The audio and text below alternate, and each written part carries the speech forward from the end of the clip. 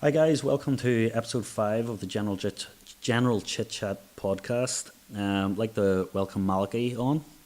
Malachy and I go way back, and this episode actually has no real structure to it. It's just a friend, and I thought it'd be good fun to get him on, talk some shit. So how you doing, man? Yeah, I'm doing really, really well. Yeah. Thanks for asking. No worries. So you've listened to the podcast, I have listened Yeah. to your podcast. yeah, and you like them? I do. Yeah. Absolutely. Yeah.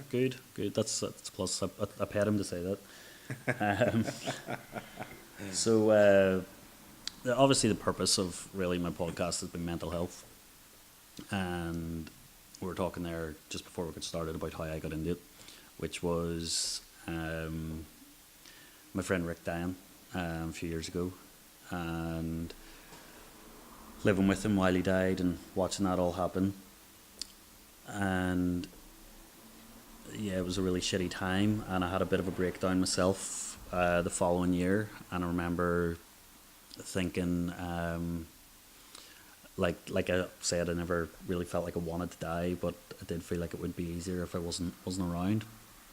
And coming through the other side of that, and feeling now like I'm in a really really good place where I have the ability to, well, I hope to have the ability to maybe do some good, and that's kind of what I wanted to do with this. And the other week, obviously, you were saying yourself that you do a wee bit of work with mental health. You've done a bit with that there, and it was just kind of what was it that you do? What is it that you do? Yeah. So, just to try and give people a little bit of an insight and a little bit of a background into me. My name is Malachy Mustafa. First of all, the name straight away would trigger an alert to anyone because In an airport. So the first name obviously being an Irish name, and the surname obviously being an Arab name, but predominantly growing up within an Arab culture and within the Arab community, the Muslim community. Sometimes mental health isn't always at the forefront of people's minds because it's not something that is really understood within our communities. And you see this with ethnic minority communities, particularly within the travelling community, the Muslim community. And I would do a little bit of work and do some support groups and helping men in particularly because I can relate to them in understanding how they're feeling just via coffee mornings, some conversations, a little bit of chat. I am members and admins of certain chat groups on WhatsApp and things like that. So I'll obviously go into my journey and my story throughout the session, but that's kind of why I'm here today, is to more or less explain to people, where I've come from, where I've been, where I am, and hopefully try and map out a situation of where I'm going. Yeah, no, that's cool. I mean, like I say, it's like for me, this podcast was kind of just showing people that there is, light at the end of the tunnel. Like one of the things big lies that floats around is that the person on the other side of the street, or your next door neighbour, or the guy walking past you with a briefcase, they all have their life sorted out, and they don't. And people sit there, in like a dark place, thinking, all these guys have their life sorted out, and just kind of like want to talk to people and say, look at all of these people that have all struggled. We're all struggling together, and you can come through it. For sure. Definitely. Just on that point, Paul, it's only actually been over the last week or two that I've actually divulged information to certain people that I work with, Wow, okay. that I suffer with mental health. And the shock and awe, the reaction from them was, we could never have known. And I particularly told them that parts of my mental health that I suffer with were the likes of generalised anxiety disorder, bouts of depression, but predominantly anxiety. And they were like, how can somebody like yourself suffer from that? Because like you said, sometimes people are It's a misconception. that you look at people and you see that they're maybe doing well, they're maybe smiling, they're maybe performing well, for example, in the workplace. And whenever I told them that I actually suffer from X, Y, and Z, which we'll get into later, they were genuinely shocked. They were Yeah. like, how can somebody that communicates on a daily basis, has excellent interpersonal skills and uses those skills within, the job, suffer from that? Yeah. And you're absolutely right when you say sometimes we look at people and we say that guy is sorted, he is set for life, but you don't actually understand what's happening behind the scenes. Yeah. You don't know what's going on in that person's mind. So sometimes a little bit of kindness goes a long way. Oh yeah, 100%. Absolutely. 100%. So probably should have said it when we started, like how we actually met, which was because it really. So we started working together in a bed shop years ago, which was a fucking hilarious time, to be honest. Ridiculous. I got paid for sleeping 38 hours a week, which was cool. Yeah. Surprised I don't have fucking bed sores from it, like. But whenever it was maybe 2 weeks ago, like you asked me for a link to the podcast, and I sent you the link, and then you actually put up a post about your medication that you were on. Yeah. And it actually really, really shocked me because, like, my memories of you has always been like, like really confident, really outgoing, kind person. And you were always happy, always bubbly, always up for a joke. And then out comes this picture of you taking meds and struggling with your anxiety. And I was like, what the fuck, man? Like this, I was only talking to you like a week ago, and you just seemed like who you always were, And yeah, really, really did. Even then, like, it still shocked me, knowing that it is a misconception that people are all okay. So yeah, I was very surprised at that. And just on that point, you, believe it or not, after talking to you in that street those weeks ago, triggered a series of events that I particularly chose not to discuss with you before the session because I wanted to discuss it on the podcast, because you actually triggered a series of events in me that allowed me to actually start communicating with people I would normally not communicate with, i.e. via the social world, because I'm a very private person, and even doing this for me, for example, is a step forward for me. Yeah.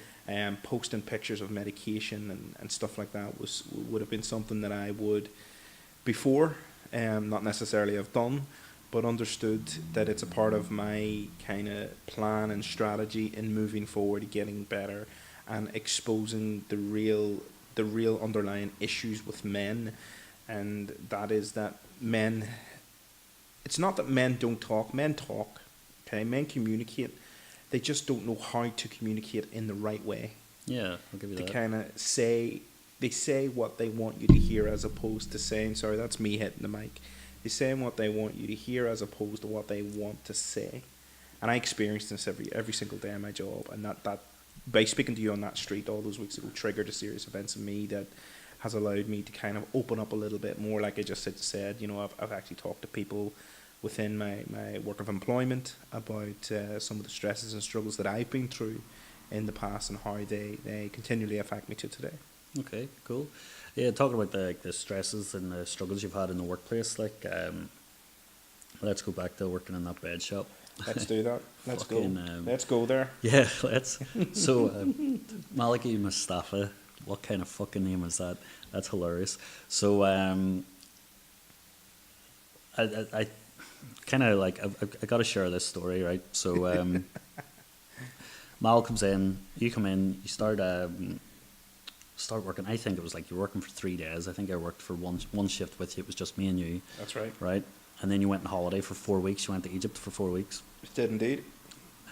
And I'm working with the guy that was our fucking boss for those 4 weeks. And I think you were due back in on the Sunday.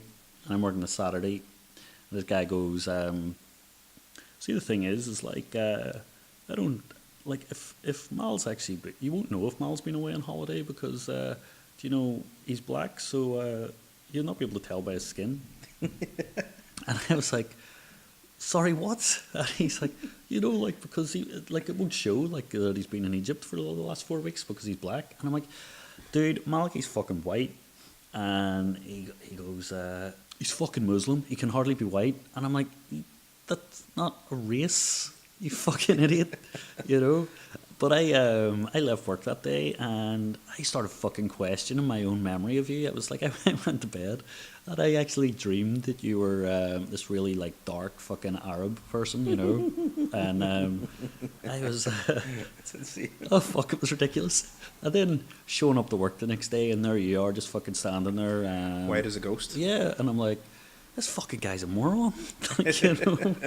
And but like I fucking sat there, man, and I witnessed some fucking horrendous racism from that guy, but not even like hostility. It was stupidity. Yeah, absolutely. Yeah. Do you know? Well, yeah, with normally me being on the tail end of it. But you know, growing up in the north, you know, literally being the only Muslim in my school at that time, and one of the very few Muslim families in kind of the County Armagh, let's call it, border areas. it was a struggle. It was a real struggle.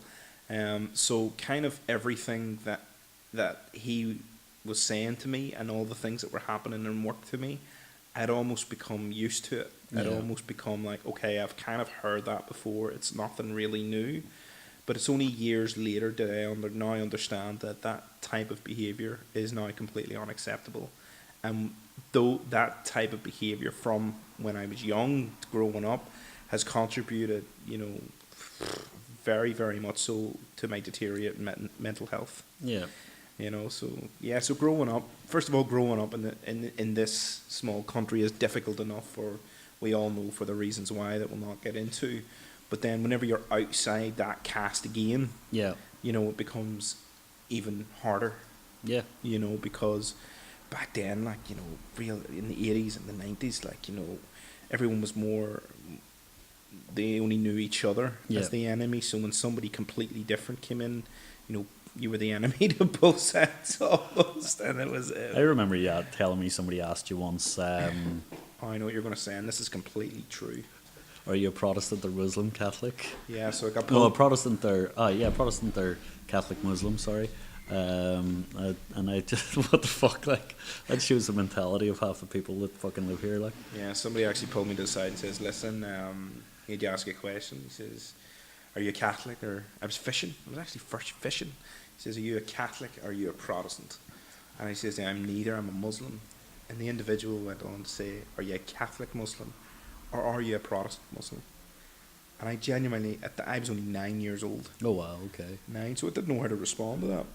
I was like, mate, I'm just a Muslim, you know. I don't know. I just don't know what to say here. Like, so, yeah, so it was tough. Yeah. It was really, really tough. Growing up, and then, God rest their soul, September 11th, you know, once September 11th kicked in, I was 13. Oh yeah. And at that age, you know, that was fun in school, I'm sure. It was not. It was really, really not a good experience for me, because, you know, what listeners need to understand is that you know, and we can go into the mechanics of all of it, and everyone has their own idea about what happened and whatnot. But there was a genuine, you know, hate campaign against different people, we'll call them. You know, there was a multi-billion-dollar, you know, propaganda machine that was set up in place to identify individuals that are different.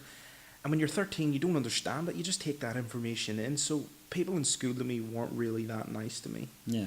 You know, and I was 13. I was at the, you know, going through the height of puberty. Things were difficult, bullying, name-calling. And as you say, you were the only fucking Muslim there, like, you know. Exactly. So terms like, you know, and I hate to say it, but derogatory terms like Paki and things like that. And I'm trying to explain to people, you know, I'm not Pakistani. Yeah. I'm not, my father, you know, I'm an Arab. And he says, well, that's even more, you know, stuff like that. You know, it's just an absolute horrendous time for me. Yeah.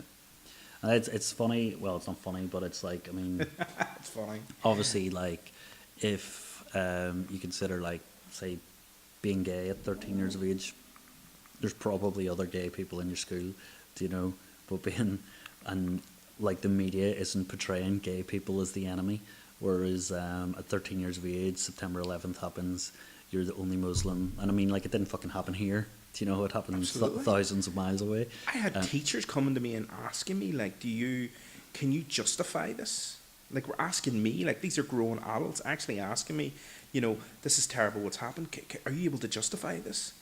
And the stupid part is, I was trying to justify it. Like, I was trying to say, this had nothing to do with me. I had nothing to do. This is not a part of my religion. This isn't something that we condone. But why should a 13-year-old be put in that position? Yeah, by fucking adults, like you say. Yeah, it was By absolutely incredible. educators as well. Like Absolutely it's, incredible. Abuse of power at the highest level. It was an absolutely horrible situation for me to go through. But listen, I've identified that. Yeah. We've moved on from that. No, I mean it's move on, like I guess. But it's funny even. Like myself, I mean, okay, so we worked together. I started working Sleep Masters in 2008 and left in 2010. So it's fucking been 10 years since we've spent any more time than what we've spent right now in each other's company. True. Which is crazy to think about.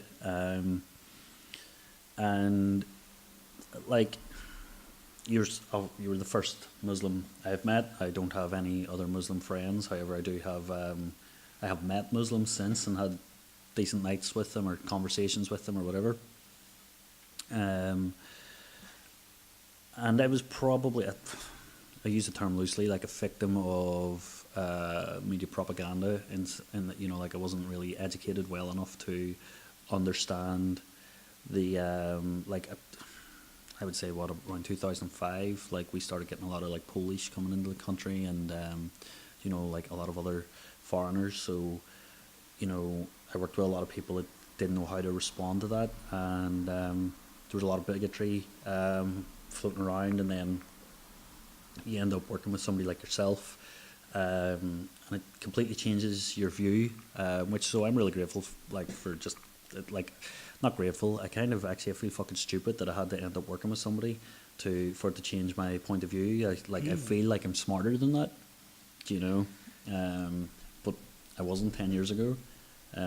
So that kind of sucked, but it was always it was good times working with you, and it was good learning curve for me, I guess, in terms of watching somebody like Simon fucking like bully the shit out of you half the time, and he was a bully, he bullied me a bit as well, so he tried. We'll change the term bullied. We'll loosen that up a little bit, because he was a bully, but to be fair, he was a bit thick, and he knew at any stage, we could to be fair, I mean, I did say he was, when him and the previous manager, they were kind of trying to bully me one day, and I wasn't laughing at their jokes, and they're like, "What? This isn't funny," and I'm like, "Oh, to be honest, guys, it's kind of beneath me.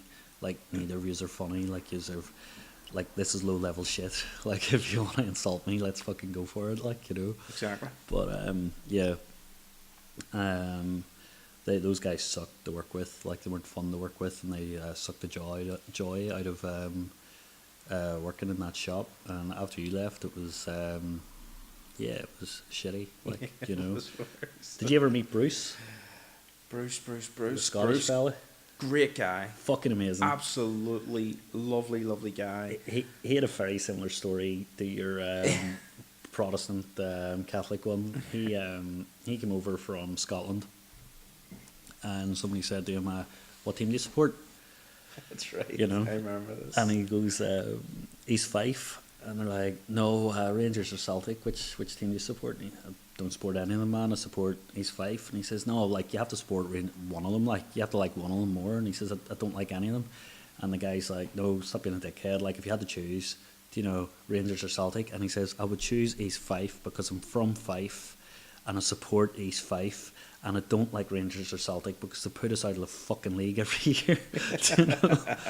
It's if you want to ask me whether I'm Protestant or Catholic, go ahead, but don't ask me what fucking football team I support when I don't, It just shows you, though, that even, the world has changed dramatically, even over the last 10 years, but there still exists that element of, I don't even know how to even say it. It's just a hardcore element of prejudice out there, but it's absolutely. I heard it all before. It was the Polish are coming in to take our jobs. the foreigners are coming to take over, and you're just like, catch a grip. You know, the basic study. I studied economics and business. You know, and you could say whatever you want, but the more people you have in an actual physical economy that's actually working and paying tax and national insurance, there's what's called there's more of a circular flow of income going around that country, because people still need to eat. Yeah. People still need to pay their rent. People need to still pay their tax. Therefore, their contribution is actually valued. You know, so it was kind of, trying to educate people sometimes becomes a little bit difficult whenever they're kind of stuck in that mindset where this is who we are, this is what we think, and their ability not to be able to take on board anybody else's opinion. It's a very difficult situation, and can become toxic. Yeah, It definitely. can become very, very toxic. The idea of educating people is funny actually, because it's not an easy thing to do, because not everybody wants to be educated. You know, a lot of people have like, well, I read a book recently, and it talks about like things that you learn before a certain age. So things that you learn before you're say 7 is gospel. So it anything after that there you kind of learn with a pinch of salt. So things like racism, bigotry, prejudice, a lot of people tend to learn that very early on. Yeah. And then they grow up and they maybe get a difference of opinion, but that element can still be in the brain. So sometimes racial slurs can come out, but they don't actually mean it. They're kind of a victim of their upbringing. However, some people don't learn differently after they're 13 or after they're 7 and continue on being fucking assholes. True. Which kind of sucks. And they're accountable for that. You know, at the Yeah. end of the day, if a 25-year-old shouts something derogatory towards me and I don't think it's acceptable, I will hold them completely accountable and let them know. Yeah, 100%. 100%, and you should. Yeah. So, what else going on in your life? You have 3 kids now? I have 3 kids, yeah. Yeah. 3, thanks be to God. I have 3 children. I've been married for about 12 years. Oh, yeah, cool. But going back to your introduction when you talked about your breakdown, I just want to share a little bit of an insight into my life, because it's something that you actually don't know yet. Yeah, go for it. So I suffered from mental health. I always knew that there was something kind of slightly different about me, and I'm not just talking about my religion, I'm not just talking about my upbringing. I always knew that the way that my mind worked kind of always ticked in a different direction. Very similar to yours in a lot of ways, in the fact that you're very analytic. You know, you analyse situations quite well, and you're always thinking into the deeper process of things. So the way my mind kind of fired from a very young age was very, very different. I always struggled to try and find where I fit in, and on top of that, being a Muslim, and on top of that, and being in a country that really doesn't have too much of a Muslim community and experiencing everything I experienced, it kind of triggered quite a lot of, hard things within me, and that's where my kind of feeling of not belonging started, kind of within my teenage years. And I never really thought much about it, because I just kind of thought that was, the way things were. That's just the way it is, and it'll eventually go away. It's kind of like a phase. We were always told this thing. Oh, it's just a phase. He's going through. He'll be fine. He'll be absolutely fine. It's just a phase. And then I got married quite young. I got married very, very, very young, and to be honest, I don't regret it. Absolutely not. I love my wife. She's everything to me and the kids. But even after 12 years? Even after 12 years, yeah. The woman's a good woman, yeah. She's really, really good to me. She's good to the kids. She's absolutely my rock, But I got married young. I had a child very, very young. And all of a sudden... What age is Omar now? Well, we have Hamza, who is 12. We have Omar, who is 7. Okay. And now we have baby Sophia, who is 7 months. Wow, okay. Yeah, very good. Mashallah, yeah. So after I got married, I started experiencing panic attacks, but I didn't know that they were panic attacks. I actually kept thinking that there was something wrong with my heart. Okay. So we now know through research and analysis that panic attacks is the physical manifestation, if I'm saying that, Manifestation. manifestation of something else deeper going on. So, tightness of chest, getting clammy, getting sweaty, sincere feeling of dread and all that there. I didn't know what was going on. But instead of me trying to figure out what was going on, I just kept putting it to the back of my mind. Okay. So I was maybe having 1 to 2 panic attacks a week. Oh, wow. And these were real serious panic attacks. Like, I actually thought at some stages I was going to die, because that's, to what we now know, panic attacks happen, and the whole fight or flight thing, we can get into that, but there's no point. People can go on and read about that. But I didn't know what was going on, but I felt that I didn't have an avenue to talk about. But because I was experiencing some really heavy panic attacks, it was basically lowering my mood because I was getting worried about having another panic attack. And that's where the depression kind of crept in. So I've been medicated from I was 20. Oh, wow. Okay, yeah, I've been taking medication now from when I was 19, 20. What age now, dude? What age am I now? Yeah. 33. 33. Okay. Yeah, I'm 33, yeah. Wow. Yeah, it's just 35 now, and I always thought there was more of an age gap, to be honest. Yeah. But did you think I was younger? Did you think I was No, older? I thought you were younger. I thought you were only 30, to be honest. I genuinely thought, I didn't think, but then that would be silly because, we worked together 10 years ago, so Yeah, we did, yeah. that wouldn't fucking make sense. The panic attacks, like I got them, so I did as well. And they fucking suck. Yeah. They're not fun. And for me, medication, like, I kind of took it for a wee bit, and it didn't sit well for me, like, so I kind of went this really fucking hard route. But I did a lot of yoga and meditating and fucking probably started smoking a lot of weed again for a period of time. And that actually, that all helped. But what helped for me was I just had a really good support network of people around me. I talked before about my friend Johnny. And we had a whiteboard and we'd write stuff on the whiteboard, and it was just, it was, he'd write like his own poetry on it, and I was writing song lyrics. Then we just kind of like worked through this process where I ended up starting to write my own stuff on it. And,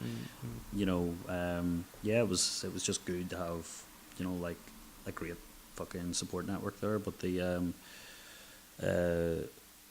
what struck me, or what I struggled with the most with that, was it was a year after Rick died, and then I felt like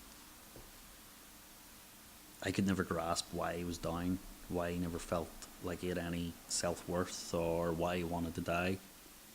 And here I am, a year later, like not being able to pick myself up off the fucking bathroom floor one night, because I just had a panic attack and I blanked out, and I'm lying there fucking, crying, and sitting there going like, fuck, if this is even a small amount of what he went through, like how shitty was I as a friend to fucking dismiss that?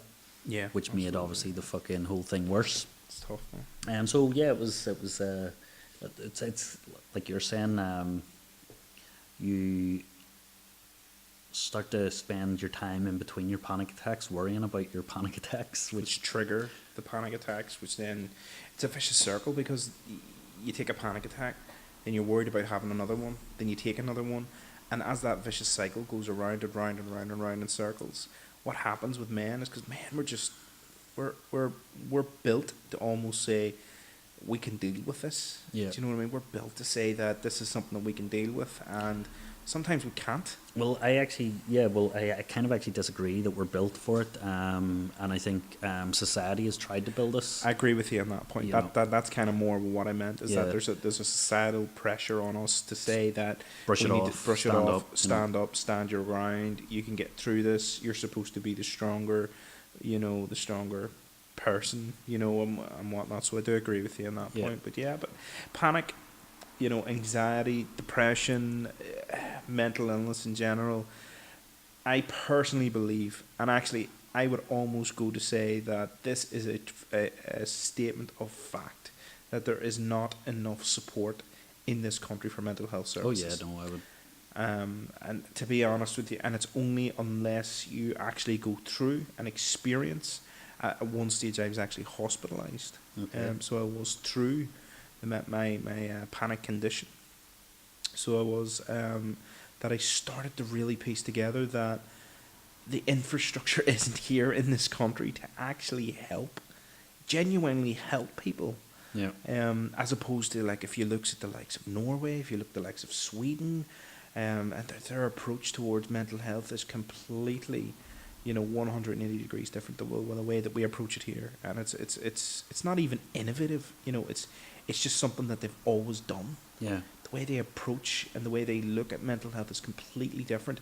I understand, like, over the years there was always a stigma around mental health in general here. Okay, and that stigma is slowly going away because more and more people are talking about it. But there's also another reason for that, is because more and more people are actually suffering from it. Yeah. So that stigma has nowhere to go but to go away. Yeah. So Because it's becoming more and more to the forefront because more and more people are. Absolutely, yeah. So not just in men, but in society in general, mental health is not talked about enough. But at the same time, it's not actually treated enough, and I'm a victim of that. I'll be the first person to hold my hands up and say, if you take my medication away from me, for example, my world will crumble, and that is horrible. I am addicted to chemicals, basically, that are keeping me functioning, and medication is absolutely really, really good for people that need it. I get that, but for somebody like me, it's an umbrella. Okay. That I know what it is. I know exactly what I'm taking. I'm taking SSRIs. Okay, that are there to develop and increase serotonin levels in the brain, to help me to increase my mood. I also take tablets that alleviate the symptoms of panic, i.e. fast heart rates. So I take beta blockers to actually slow my heart rate down. Okay. I have to take them, otherwise if I take a panic attack, it just gets too much. Okay. Do you know what I mean? So yes, I'm a firm believer in medication, absolutely. But I think we got it wrong. I think as a country, I think as a government, I think as a nation in the 90s, we got it wrong. Because we were literally throwing antidepressants around like they were Smarties. The same as antibiotics. And I think people become immune to it. I think people become obviously addicted to it. Because I know straight away, if I haven't had my antidepressant in 3 days, how I feel. My world crumbles. Yeah. And it's an absolutely horrible, horrible experience. By the way, this isn't me saying that if you're taking medication, don't take it. That is not what I'm saying. Because at the end of the day, you know your own body. Your doctor knows you a lot better than what I'm saying. What I'm saying is that I'm a victim of the system. Yeah, it's where they're just like medicating you to keep the problem away. Yeah, but if it works, I mean, I'm not against medication. I think that there's obviously I don't take any myself, but like for me, I think people need a goal and a focus. That's how I deal with it anyway. Is kind of throwing myself into other projects like doing my tattooing. I work in a bar. I'm now doing this podcast and I go to the gym. I'm very careful about what I eat. I make sure I get a lot of nutrient dense foods. And for a while there, I was doing a lot of yoga. And the yoga helps, but to be honest, I kind of feel like I need to be fucking stoned to do yoga. Because I can't switch my fucking mind off. So I haven't got stoned in a while. So I haven't done yoga in a while. So it's and it's shit because like I really enjoy fucking being stoned and doing yoga. It's great, but I can't advocate marijuana. I can't do that publicly, or privately. Marijuana. Listen, people will say it's great. People will say it's bad. People will say, but I actually honestly think, because I used to smoke it. To be honest, let's put that out there. I'm not going to lie. I smoked a bit of it. I smoked it for quite a while. And at one stage I had to stop smoking because it was actually bringing panic on and paranoia. So again, it depends on the person, depends on the individual. But if somebody is suffering with mental health, I can't say, listen, do you know what I think you should do? You should go get some weed, because I don't think it'll help their situation at all, to be honest. No, I mean, that's the funny thing, though. It's like I work with a guy here, and for him, getting stoned really helps. For me, it definitely helped. Like in my teenage years, I was really fucking highly strung and probably very verbally aggressive towards my friends more than anything. And you know, getting stoned kind of balanced me out. However, one of my friends, you know, he got fucking really bad fucking anxiety and stuff from it, and it put him in a like kind of downward spiral. It's the same with I think alcohol. Obviously, you've never drank that, but there are people that are able to go like have a drink and then set it over there and that's it done. And then there's people that fucking drink all day long, you know, and they're kind of If the two were compared, just to put it out there, I think alcohol's the worst of the two evils. Oh, Just yeah. putting that there out there. Look, like, it definitely is, man. It absolutely, I definitely think is. alcohol You know. is a terrible thing, and that's not just from a religious or political standpoint. That's from a genuine what I have seen it do to people, Yeah. families, countries, society in general. If they turn around and says to me tomorrow, "Listen, we can legalize weed but take away alcohol," I'd be an advocate for it. Oh yeah, definitely. Absolutely, 9 times out of 10. Yep. 9 times out Nine of 10. times out of 10. No, but yeah, like anyway, my point, I was kind of going off on a tangent there, trying to justify cannabis, which is absolutely not what I was fucking trying to do at all. My point is that you know, doing yoga and things like that, there, fucking, it helped me. Absolutely. And like I did a lot of fucking drugs back in the day, like, but yeah, but See, the thing is, I never drank. I never took hard drugs. I smoked a joint or two when I was, and I didn't even do it when I was younger. I done it when I was older, not even when I was younger. oh yeah, So I can't even say that my condition, whatever you want to call it, affliction, illness, you know, whatever you want to call it, whatever you want to deem it to be, but I can't even say it's come or derived from that, you know. I think what's helped me to get to the level where I am now is actually understanding the person that I am and Yeah. the way I think and how I take in information. And I think people in general struggle to really understand who they are as individuals. And I think the term is thrown around too much. You know, you need to love yourself, you need to figure out yourself, you need to find out where you're going and all that. And I think that's a load of shite, to be honest with you. Because I think people in 2019, and I deal with it every single day because I actually deal with digital marketing solutions. So I'm the guy that follows you around on Facebook. So if you ever looked at something online and it follows you on Facebook, that's probably something I've done, set up for a business to do. Okay. stop that. Yeah, well, that's digital marketing. No, I but know. what I'm saying, I think people are too distracted. I think people are too involved in other things to stop and actually think about who they really are and what makes them tick. People are lost in social media. Phones, I'm fucking terrible games. You could talk about a whole host of things.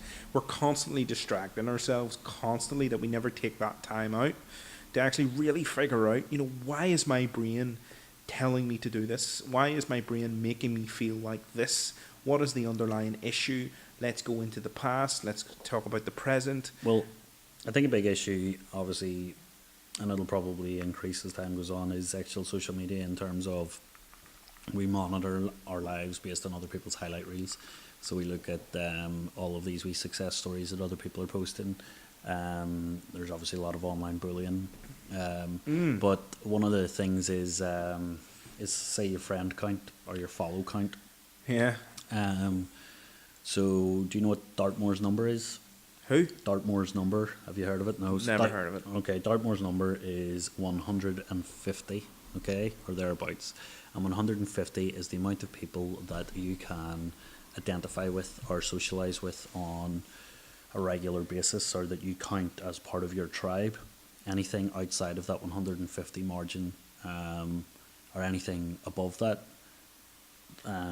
people get pushed out, right? So what people don't realize is like the person you say hello to every morning in the shop that you go and buy stuff off, that's part of your social circle. You know, like you see them, you might not see them every morning, you might only see them twice a week, but they're part of your family, as it were. Do you know, like the people that you meet at the bus stop every morning are part of your family if it's the same group of people all the time. The coffee shop that you go into, people stick to familiar spots and they go to the same coffee shop because they get to know the staff. They're all part of your social circle, and it's kind of like whenever you start working, you work in a job, and say you work with 10 people, and then you get a new job, and you say to everybody, we'll stay in contact, we're friends, we've built up this great relationship, and then you go and get another job, and you don't, because you've automatically just replaced those people with new people, and your brain doesn't allow you to make or continue to keep the connection because you can't.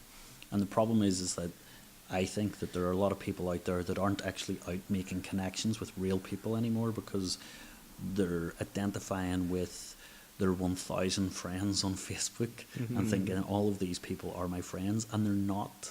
Do you know?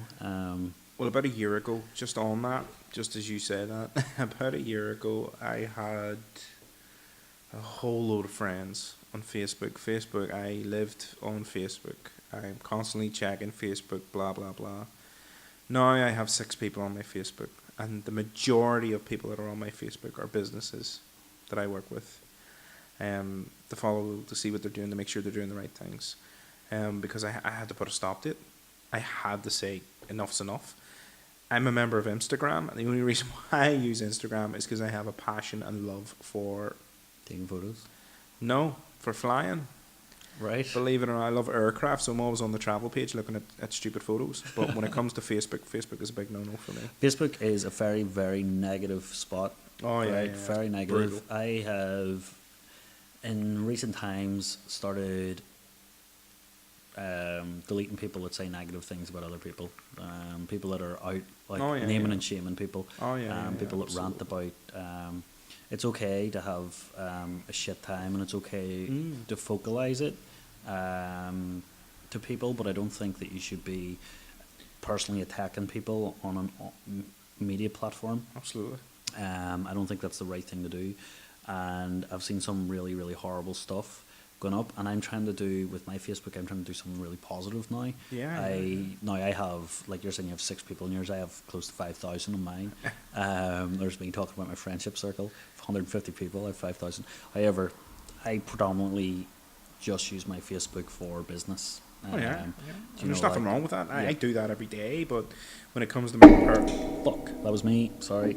when it comes to my personal life, and when it comes to me really trying to understand about what I am, who I am, I know that all that information is just going to damage me.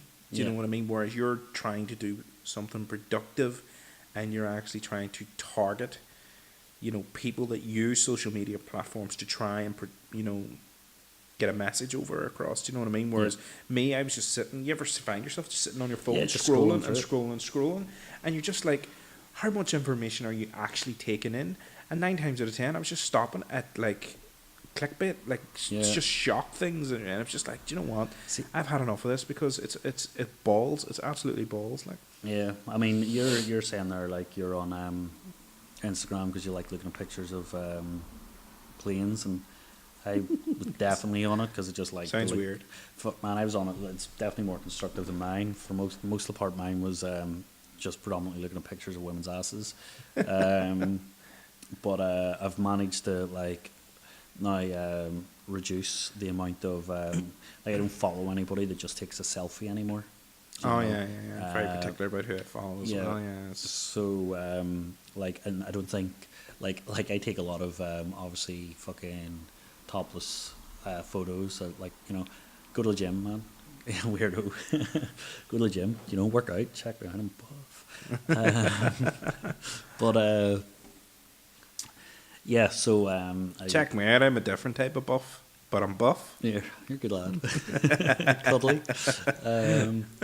No, but fucking yeah. So I'm trying to follow people that are actually doing stuff now. That are more constructive. I follow mostly tattoo artists and cats. I follow a lot of cats now. Cats are fucking great, man. You should follow some cats. There's some really fucking nice cats out on Instagram. Seriously. Yeah. Here, Listen, if that's your thing, that's your thing. Like cats, it's not that I have anything against them. Don't dislike them. I love a cat, but I don't know about. I don't know looking at pictures of cats. Some of them are cute, man. I get that, like, but do you know what it is? There's only so much hours in the day. You know, I have 3 children and I have a wife and a very, very demanding job. And whenever I get a wee bit of time to look at Instagram, I'm looking at planes. Fair enough. Fair enough. That's what I'll be doing with my spare time. But yeah, it's social. Listen, the whole social media thing is absolutely, you know, see if you're struggling with mental health, if you're struggling with depression, and you're really, really, really struggling. The only thing I'll say to you is that get yourself into a forum at least on social media platforms. You know, like Lots of them go on. Like. support forums are absolutely excellent. I'm a member of a couple. Stuff like that is really, really good. Really, really productive, because the last thing you want is you don't want information, you know, acting as dirty feet walking through your mind. And whether you think that you're not taking that information in because you're scrolling and scrolling and scrolling, there's an element of what your subconscious is actually picking up, and therefore I can't be an advocate for it, because if you're feeling bad, if your mood is low, it's not the place where you want to be. Honestly, it's not the place where you want to be. I had a big issue there for a while. I don't do Facebook or like before bed, like for about an hour, 2 hours before bed, simply because I was seeing stuff that, like, I'd see something that would just make me angry. Yeah, just making stuff. Fuck you. Yeah, I would see stuff that would make me angry. You know, like I say, somebody writing something negative about somebody else, and then I would go to bed, and that shit would weigh on my mind. Or I would see personal trainers posted stuff that I just disagreed with, giving shitty advice out there, and I would want to fucking comment on that, and I would go away, I'd walk away, and I'd be like, right, and it would play in my mind all fucking night. You know, if you see something negative, like you see it just before you're about to go to sleep. It's kind of like those spotlight documentaries, you know. It's like Absolutely. it can't be shown before the watershed. Now I agree that like that information needs to be out there and people need to hear it, but a lot of the time you're seeing something that you're going to go to bed and think about. You know, like fucking watching murder documentaries before bed, and people are like, it's fucking amazing. I'm like, nah, it doesn't sit well for me. Like, you know, I'm not yeah, comfortable for me, the turning point for me was there's a certain British newspaper, and it rhymes with the Bun, but we're not going to name that newspaper for legal reasons. But whenever you were going into certain stories and reading the comments on certain stories, you were just like, you know, is the human world really like this? You know, do people really think? You know, and I understand the whole shock factor. I'm talking about the comments underneath particular types of stories, and most of the stories I would have read would have been, you know, stories that are close to my heart, as in, you know, local extremist hits again or rubbish like that, and then you see just about 30,000 comments, you know, get them all out of the country. Do you know what I mean? And there's Gary with 2 teeth. And one GCSE saying, you know, we need to get, you know, Mohammed, the neurosurgeon, out of our country, based on a story that was concocted that probably has no basis of fact. You know, and for me, that was a struggle. I had to get rid of it. I was working with a fella, and he says, need to get them out of the country. And I'm like, where are they going to go? I'm like, mate, your wife's a foreigner. It's like, what? It's like, your wife's a foreigner. It's like, what the fuck? He says, I'll let all those Syrians in. And I says, yeah, it was a good thing. He said, what do you mean it's a good thing? I'm like, dude, there was fucking children washing up dead on the beach. Like, they can sleep on my fucking sofa if you don't want them sleeping on your street. Do you know, like, it's a fucking good thing. And that's a close thing to my heart, because I actually work with the localised Syrian communities, and I just want to put something out there, that any Syrians that have actually come into this country have been directly impacted from the Syrian war, and they have children that are sick, okay? Yeah. They are disabled. I work with the majority of the Syrian families in this country. They're here for a reason, it's all to do for medical care.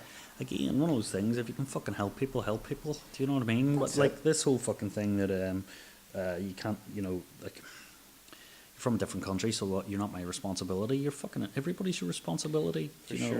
know, like, and that's the fucking reality. Like, everybody is your responsibility. Absolutely. Um, It's not even that. You know, the worst thing about it is, like, people from this country have literally, like, we had the highest migration rates in the entire world up until 15 years ago. yeah, We had the highest, like, we built most of America, yeah. Australia. Like, we were foreigners in other countries. Like, so whenever somebody's like, What, they Irish need to get Muslims? out. No, not Irish Muslims. I'm talking about people from here, I know. I'm just as in the fucking with you, north man. and south. You know, like, you can call me whatever you want. Like, that's what I identify with. But we literally built America. The Irish Yeah. built America. They built Australia. We still have, something like 22% of expats in Australia are Irish, Yeah, or identify themselves to be Irish. Yeah, yeah. So, you can say whatever you want, but a fact is a fact. Oh, yeah, You no, I can't- know, you can't 100%. work around. So, So this guy, he says to me anyway, he was like, sorry, but they let in a bunch of murderers. I was like, how many? What? How many? How many did they let in? Oh, fucking loads. And I'm like, give me a figure. It was like 1 in 100. Like, how many murderers did they let in? It's like, do you know how many fucking murderers, how many people from here fucking kill people as well? Do you know? Like, and see, when you were talking to the Syrian families that did come into the country, whenever I was actually talking to a lot of them, they heard about the whole sectarian civil war that happened in this country. They just come from, like, literally over 1.5 million people were murdered in Syria, Yeah. okay, through mass genocide. And that's a different subject from a different topic. But some of them were actually genuinely worried coming here. They were actually, and I was just like, really? that's fucked up. That's He's like, fucked they up. let in the murderers? No, they didn't, mate. They let people in that needed some Yeah. medical treatment, That's for their disabled kids that had their legs blown off. Yeah. That's Well, that's it. I mean, like, it's not outside the realms of possibility that they probably let in a few people that aren't very nice. I haven't said that. Like, like fucking, there's a lot of people that were already here that aren't very nice. that's true. Yeah. So There's good and bad everywhere. that's exactly it, man. That's exactly it. I mean, yeah, no, that's it. For me, growing up, in terms of like the whole like Catholic Protestant thing, like when I was growing up, I grew up Protestant in a loyalist estate, and Malachy, just give me the finger there. But yeah, so grew up in this like loyalist estate, and I remember it was I think it was the 1996 World Cup, Euro Cup maybe, Euro Cup, and Ireland were playing Italy. And We won 1-0. did they? I don't remember the score. I just remember my granny asking me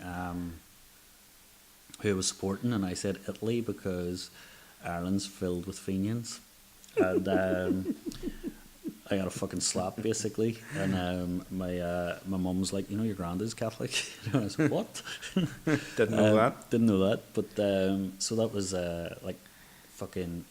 That changed my whole perception of what everybody out on the street was telling me, because I loved my granddad. My granddad took me to the zoo, fucking, fond memories of him.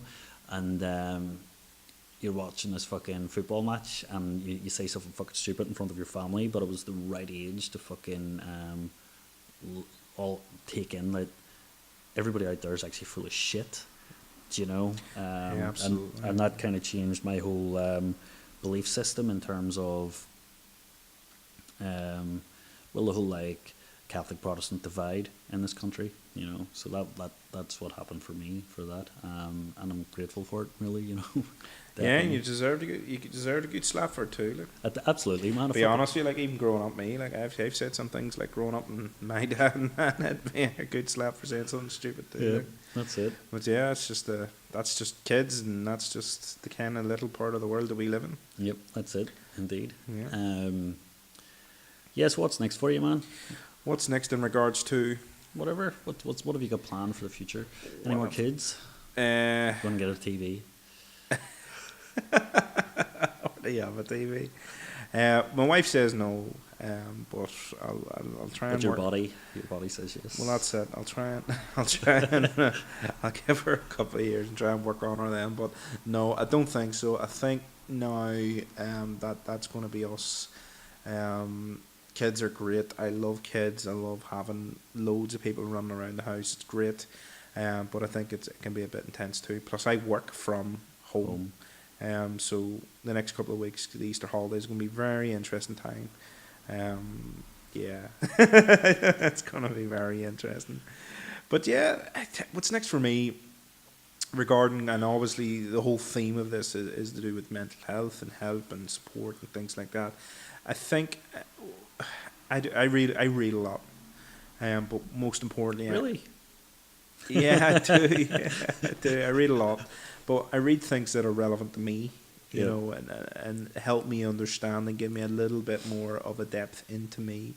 Definitely recommend Russell Brand's 7 Steps Addiction Therapy book. Okay. I read that, laughed from start to finish, but a lot of it really radiated with me in triggers and the way that my brain and my body and things work. So I'm going to keep reading. I'm going to keep trying to self-develop. And the biggest key for me is to be self-aware. I don't think enough men are actually aware of themselves and how they're feeling.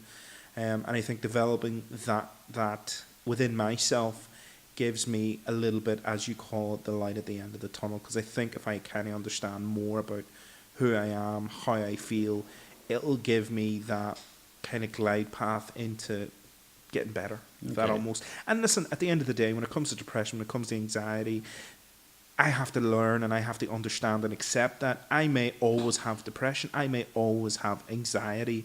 However, I need to develop a strategy to help me cope with living with it for the rest of my life. Yeah. Because all I know is that I can't go back to the dark days. I can't go back to the days where I can't live again, because that's just unsustainable. Yeah. Okay, and it puts a lot of pressure in a lot of different areas of my life, including my marriage, my kids, and whatnot. And I also want to give my boys and my girl an understanding that it's okay to be sick. It's okay to have issues. It's okay to suffer. However, it's not okay in this day and age to do nothing about it. Yeah. Do you know what I mean? I'm not saying that the NHS or the support systems are great, but what I'm saying to you, as individuals, we have the ability now. The world is open in regards to the internet. You know, self-development, self-awareness, and trying to understand what makes sense to us. And that's what I'm trying to do. Well, yeah, I mean, what I'm trying to do, obviously, with this is mostly I'm trying to reach out to people that are kind of running their own support groups outside of the mainstream kind of help thing. We had Metal for Life on the second episode. Metal for Life were great. They basically run a support group for heavy metalers. Okay.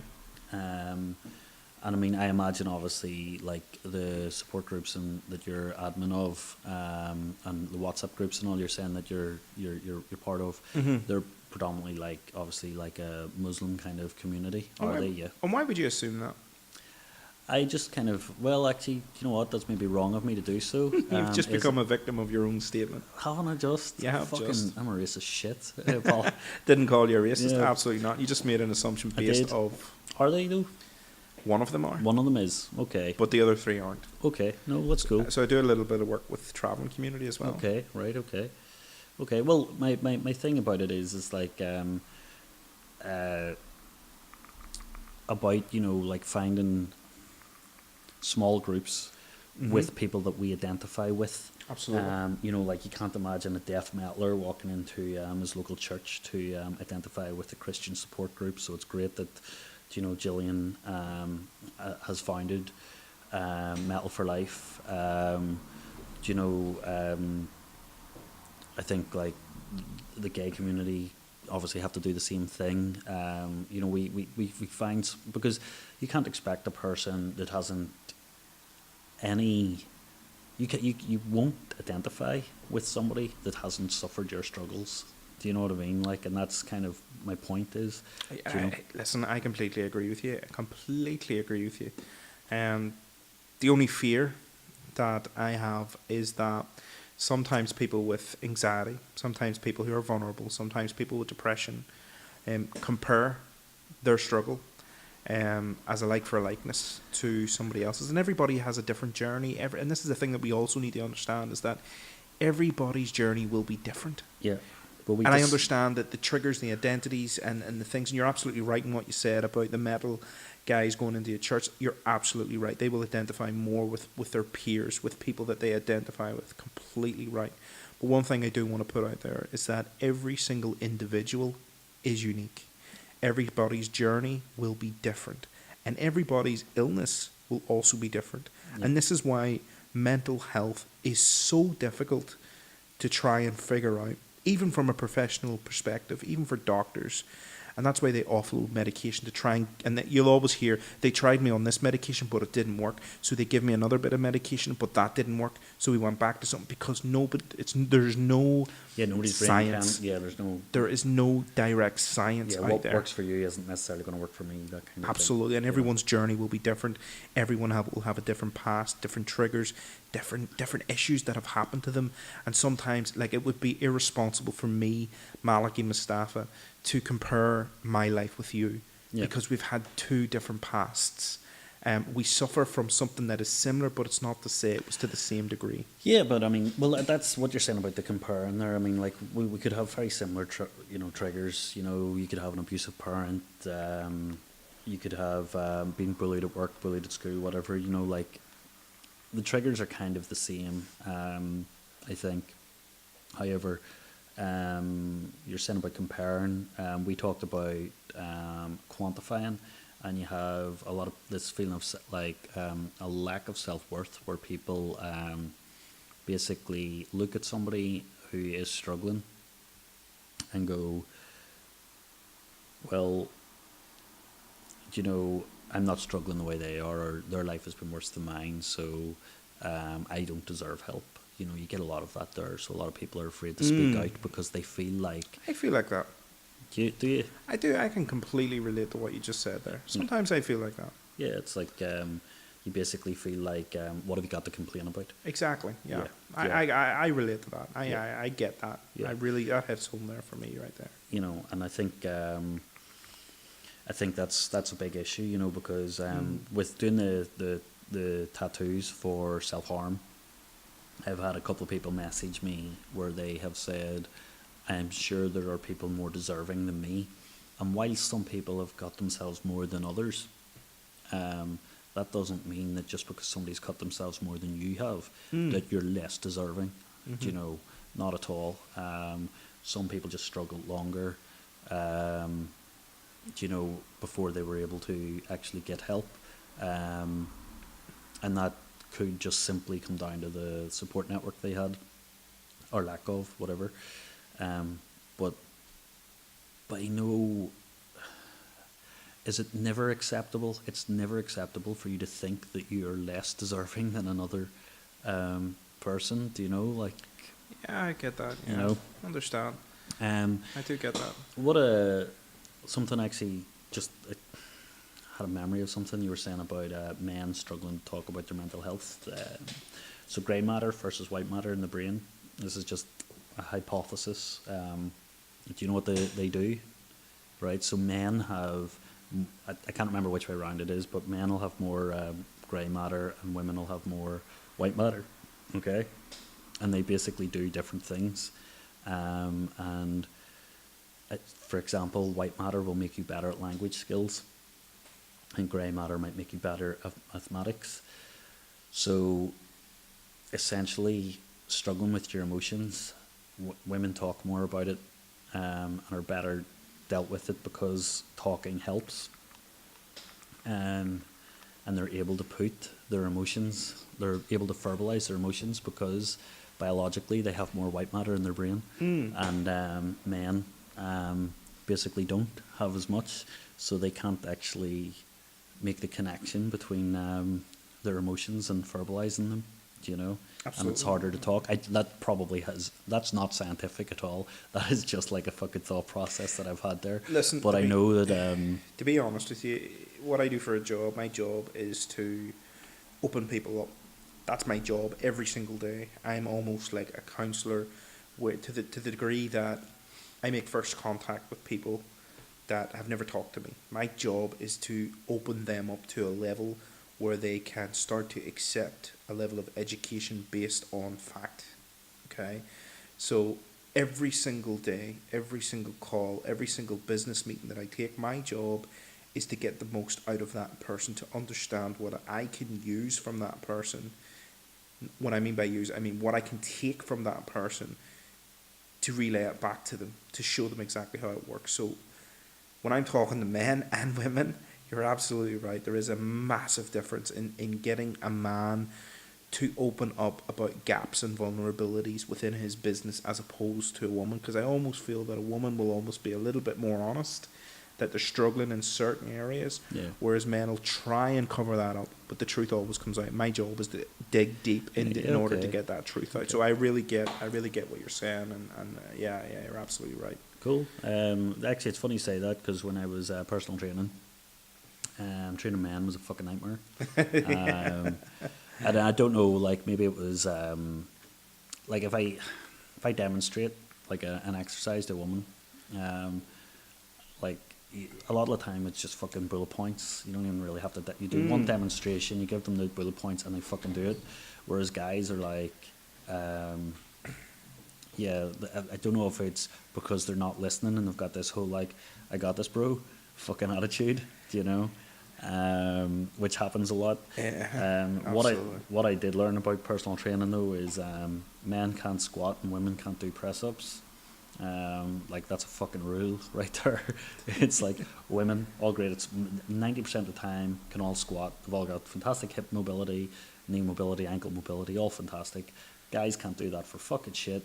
Ask a woman to do a press up, and she's like, "What?" You know. But fucking guys will do press ups. But then you look at the biology of a woman and a man, and Yeah, man, it's just fucking. That is science. I think it's just there's too many guys fucking sitting in their hole playing video games, and then they come to the gym and their hips are all fucking junked up. Yeah, I think that's the issue. Yeah. I can certainly, definitely relate to that, Paul. I get what you're saying. Yeah. All right, man. I think we've done nearly 70 minutes there. Would you believe? I am actually really, really, really happy with that. Yeah, Thanks for inviting me in, and no worries. thanks to the listeners who are listening in, and continue listening. I hope you do, because this is obviously something that is very, very close and dear to my heart. Give Paul all the support that he needs, because we need to reach a wider audience, and we need to get not just men, but we need to get more people talking about this. We need to get more people actually coming in, having a conversation, and trying to figure out what's going on. And by these groups, these sessions, these podcasts, it's a really, really good medium to try and portray a message. So I've really enjoyed myself, and I just want to say thank you very much for inviting me on. Thank you very much for coming on, man. It's been great to fucking see you again. You too, man. You know, You yeah. too. Appreciate it. I have, just looking at your T-shirt. Sorry, before I finish up, the NYPD. So that's an official one, is it, from New York? Is it? Do you like that one? Do you? I had a fire department one. So it is. People on the plane, God love them, thought I was a policeman. Oh yeah, yeah. You know, because obviously the plane was full of people that weren't Americans, but they didn't get that I bought it as, you know, a T-shirt, like memorabilia kind of thing. Yeah. And they were like, "Excuse me, officer, can you?" And I'm like, "I'm not a police officer." They thought I was one of those like U.S. guards on the plane. You know, those U.S. air marshals, like to protect the plane. I'm like, "No, that's really not me. My name's Malachy Mustafa," and then they freaked out. Amazing. Fuck. Actually, sorry. Just remember. Just one last story, dude, because it was just hilarious. It just popped into my head. I remember working in the bed shop, and we were talking about this the other night, and it was the. I was serving a woman, and you were serving a few girls. Oh, here we go. And the woman turned around to me and goes, she was domestic cleaner, and she says, "Oh, Paul, we were just." She grew up. She knew my dad. She grew up out the back of me, I grew up out the back of her. Sorry, so she was older than me, and she says, "Fuck, Paul, you want to see the house we were just cleaning there? absolutely fucking stinking. There were dirty Arabs, and I just kind of looked round, and you just kind of like paused what you were doing, looked up, and just gently spun round, and looked at her and went, "I'm an Arab," and she was like, "Oh, sorry, no, that's just what like people like me and Paul would say or call people from the Falls." And then the fucking these three girls just look at her and go, "We're from the Falls." I'm sitting there going like, "Don't you fucking say that this is something I would say." Like, fuck off. Like, it was just lumped in there straight away. Like, do you know what it is? God love her. Like, you know that. Do you know what the problem is for people like that too? I actually don't even get annoyed with that no more. I almost feel sorry because that woman's probably no education, went through life, been taught a certain way. You know, yeah, you can't. I know sometimes it's easy to say, "Oh, that's a terrible thing," and she shouldn't be speaking like that. However, she's a victim of her time. Exactly, you have to take into consideration. Like my grandmother, like she's from Poglass, and she still calls Trocra, which is a pretty well known charitable organisation. She says, "I'm giving money to the black babies." She still says that to this day, even though I keep telling her, "Granny, you can't say that." You know, and she's like, "No, they are the black babies," because in her time that's what they were called, you know. So, listen, you know, it's sometimes people put their foot in their mouth, and you can't be too harsh on them either, you know. Yeah, well, no, this is it. People say shit and they're not really thinking it through. Exactly, it'd be different if she actually meant. Yeah, if she was going out of her way to fucking. But you knew that she had no real intention to offend. She didn't really know what she was saying, and to be honest with you, there probably weren't even Arabs that were living in that. Because I actually got that out of her. It wasn't. Yeah, no, it wasn't. It was just, no, that's it. Fucking ridiculous. It was a funny story, because I do remember I was a little bit more straighter back then, so I would have cut that down in two. But now if something like that happened to me, and there was no malice meant, and maybe there's somebody's like 40, 50, 60 years old, so you'd just be like, "Yeah, mate, that's cool, yeah, whatever." Yeah, well, I mean, age is one of those things that you'll factor in, isn't it? Like, it's... yeah, absolutely. Yeah. No, well, I don't know if it should be, but I guess like if you've mellowed and you can kind of just see the stupidity in a person's comment, like Absolutely. more than anything. Because you see, if you were to run around and politically correct everything that you've seen every single day, it would absolutely exhaust you. I'm not saying political correctness is wrong or bad. You know, racism is racism, and I do not. I hate it in every single way, but. My granny is 85 years old, and trying to get her to understand that you can't call the black babies no more is a task in itself. Yeah, no, absolutely. Absolutely. But listen, honestly, man, thanks for bringing me on to the show. I've really, really enjoyed it. Really appreciate it. And, thank you again for coming on. It's been great. Been great to catch up. You too. We'll leave it there, man. Thank you. And thanks for listening, guys.